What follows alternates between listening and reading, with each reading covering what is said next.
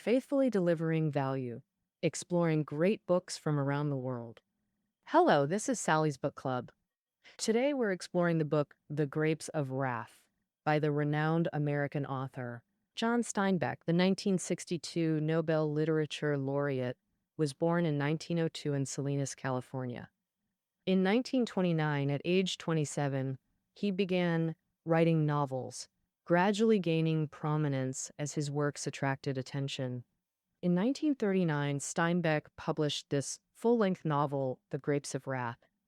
It swiftly topped bestseller lists, winning readers' hearts and critical acclaim. Steinbeck won the 1962 Nobel Prize. The Grapes of Wrath is set in 1937, one of America's darkest historical periods since founding. America hadn't fully recovered from the Great Depression. Worse still, droughts caused famine in Oklahoma, forcing thousands of bankrupt farmers into homelessness. They fled to California seeking work. But upon reaching California, they faced discrimination from locals. Amid surplus production, California landowners suppressed wages to maintain prices, leaving vast quantities of ripe fruit and crops to rot. Meanwhile, countless farmers starved. Far from home, the grapes symbolize California's bounty, one of its most abundant fruits. Starving refugees helplessly watched grapes rot, unable to earn wages harvesting them or use them to survive. Despair fueled their rage. Steinbeck portrays both the displaced farmers' grueling journey and their courage enduring hardship. Disaster movie suffering moved countless readers to tears, while protagonists' resilience and compassion deeply touched millions. Thus, critics consider The Grapes of Wrath profoundly moving, touching America's national consciousness and psyche. The novel won the 1940 Pulitzer Prize, America's top literary honor, laying groundwork for Steinbeck's Nobel. The film adaptation, directed by John Ford, became a sensation and a timeless masterpiece in cinema history. Now, let's enter the first part of The Grapes of Wrath, which describes a farming family in Oklahoma, USA. This family's surname is Joad. They rented a small farm and worked in agricultural production. The Joad family had many members: grandparents at the top, parents in the middle, 6 children below, and a son-in-law. The second son, Tom, accidentally killed someone in a drunken fight and was sentenced to 8 years in prison. In the summer of 1937, Tom was paroled. On his way back home, he learned that major changes had occurred in his hometown. Due to the Great Depression and famine, many farmers couldn't afford rent or repay bank loans, facing joint eviction by landlords and bankers. They tore down farmers' houses and leveled their land. Facing the displaced farmers, they offered an escape route. They said, "California is rich in resources. It's harvest season now, with plenty of work needing hands. You should all go there." When Tom returned home, he found it exactly as described: farmland barren, house dilapidated, dust everywhere inside and out. The whole family was preparing to head to California. Grandpa was unwell and irritable. Grandma was a devout Christian with a gentle personality. Mom and Dad were busy packing.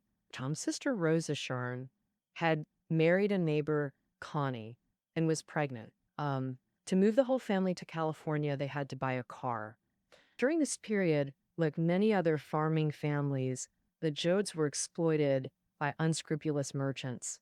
Knowing that farmers had to sell most of their possessions to buy a vehicle, these merchants offered low purchase prices while selling trucks at high prices and even rigging them with inferior parts.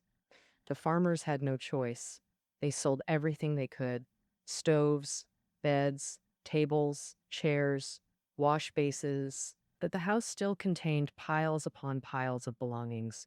Women sat among these items, touching and examining, struggling to decide what to take and what to discard. They persuaded each other to throw away things they couldn't bear to part with: shovels, oil drums, tents, hats, and so on. At the Joad house, the parents debated whether to discard a gun This gun was brought by Grandpa when he first settled here. It holds great sentimental value. Adults demanded the boys throw away their toys. The boy said, "If my sister's doll isn't thrown away, then my bow and arrows won't be either." Facing an uncertain future, people could only band together for warmth and encourage each other. Um, but they talked about jobs in California, the natural scenery, and the legendary delicious fruits, grapes, oranges, bananas. In the Joad household, everyone encouraged one another, saying, "We'll surely make a new home there." Grandma even said, "The moment I reach California, I'll stuff my mouth with sweet grapes." Only the sickly grandpa refused to go. Finally, while the old man slept, the Joads carried him onto the truck, all 12 family members. Thus began their journey of escape. Then the novel enters its second part, depicting the Joad family's refugee journey to California. The moment they set foot on Route 66 heading to California, they found the road packed with refugees just like them. Families streamed endlessly, scrambling to flee. Men, women, old and young, a vast exodus. Nearly every family harbored deep resentment towards landlords, bankers, and unscrupulous merchants. Meanwhile, seeing so many families pouring in, they began doubting California had enough jobs, realizing they might have been deceived. Battered by the rough journey and lacking food and water, when they camped roadside at night, Grandpa was already gravely ill. Just then, they met the Wilsons, a couple stranded with car trouble. The Joads immediately took them in. To repay the kindness, the Wilsons offered their tent for Grandpa. Sadly, Grandpa still passed away that night from a stroke. Grandpa's death was the first blow to the Joad family. At Grandpa's deathbed, Grandma didn't show excessive grief. Instead, she held her head high with dignity, solemn and composed. This gave the other family members courage and comfort. Then came the need to bury Grandpa. The family had only $100 left. They tried every way to cut costs, but still spent $40 on Grandpa's burial. Everyone pitched in.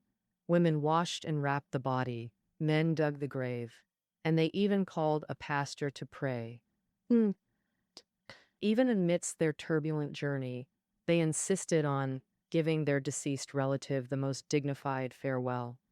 But as refugees on the road multiplied, so did the bad news they heard. They heard California had only 800 jobs, but 5,000 job postings, while over 20,000 refugees had arrived. The gap was terrifying. The Joad family's situation worsened as they faced their second blow. The eldest son said he wouldn't go on. He could make a living fishing. Later, he truly ran off alone. Then came the third blow. The Wilsons couldn't continue due to illness. Late at night, as the Joads pitched tents to rest, distant prayers, sobs, and screams grew increasingly unnerving. While half asleep, a uniformed policeman with a gun banged on their tent. "Move out tonight. Don't make me chase you tomorrow." The local police were never kind to refugees, especially migrant drifters. Enraged, Mother charged with an iron pot, ignoring his pistol. "Shoot then! Just scaring women!" Back home, you'd need to watch your step. Startled but stern, he snapped. "This is California. Still here tomorrow? I'll arrest you." At dawn, the Joads departed.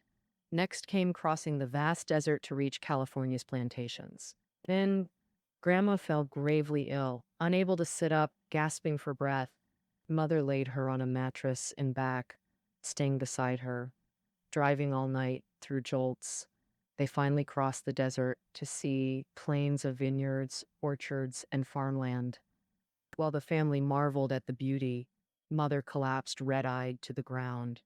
The truth, Grandma had died during the night. She'd never tasted California's grapes. Mother had hidden the tragedy, silently guarding Grandma all night, unwilling to crush the other's hope. Uh, Yet, even after entering California, seeing its cities, endless wheat fields, willows and eucalyptus trees, golden oranges hung ripe on trees, but no one could pick even one to ease hunger. Armed guards patrolled below, forbidding approach. Californians were long prepared. Calling refugees Okies and dismissing them as trash, they barred them from touching any fruit. All refugees from Oklahoma faced this treatment. They walked past farmlands, seeing vast fields overgrown with weeds, yet couldn't stop to weed or cultivate because the land wasn't theirs. Owners preferred letting it lie fallow during the Depression rather than letting refugees use it. Um, some refugees camped roadside, secretly planting vegetables at night, but when carrot sprouts barely emerged, police stomped them flat with shouts. They said, "If you grow crops, you'll claim this land as yours, and we won't allow that. So get lost." Conditions worsened. People could only find temporary work for meager pay, remaining rootless. Shuttling between refugee camps, the greatest blow finally struck the Joad family. Rosashan's husband, Connie, couldn't endure the journey. He deeply regretted leaving Oklahoma. One midnight, he slipped away from the camp, abandoning his pregnant wife, never to return. Now at rock bottom, family spirits sank. Father grew despondent, nearly losing all will. Still heartbroken, mother refused despair, increasingly showing leadership as family head. Her voice grew stronger within the household. She fought tirelessly to preserve family unity, rallying courage against adversity. She declared, "As long as we're not split apart, as long as we're together and alive, I fear nothing." Earlier, when Roja Sharn proposed moving to the city with Connie for work instead of staying rural, mother instantly replied, "Families shouldn't separate." When Tom wanted to stay behind repairing the Wilson's truck, planning to catch up later, mother alone objected, "We can't do this. If we leave first, I fear Tom won't find us." She said, "We must gather tight like cattle when wolves approach."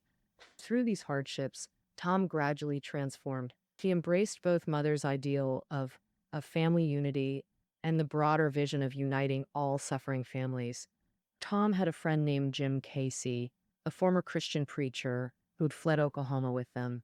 Along the way, Jim Casey helped the Joad family tremendously. He told Tom, "We got to do something for all the starving poor folks. If the system of man oppressing man doesn't change, just saving our own family means nothing." At night, Tom and Casey visited other refugee camps. They saw men squatting together, smoking and talking, women doing chores sadly, children listening to adults while drifting off to sleep. They witnessed when one family's child lacked a blanket, another's child would hand one over, a simple act showing Tom the dawn of the poor uniting to change their plight. He used to focus on living for the moment and enjoying himself, but now he realized the poor must reach beyond their small families to unite more people into one big family to find a way out. Mother and Tom's views weren't opposed. Fundamentally, they aligned. Mother soon saw all camp children as her own. After cooking, she'd invite others to eat, sparking connections between refugee families. The novel repeatedly shows these scenes of sharing. If one family found a spot with water and camped, a second would join them for company. Then a third, fourth. By evening, their children played together. If a woman gave birth in a tent, others would worry for her. If the baby arrived safely, everyone felt genuine joy. This is how they learned to build bonds with strangers. Within the refugee masses, small groups formed and parted, a microcosm of human existence on Earth.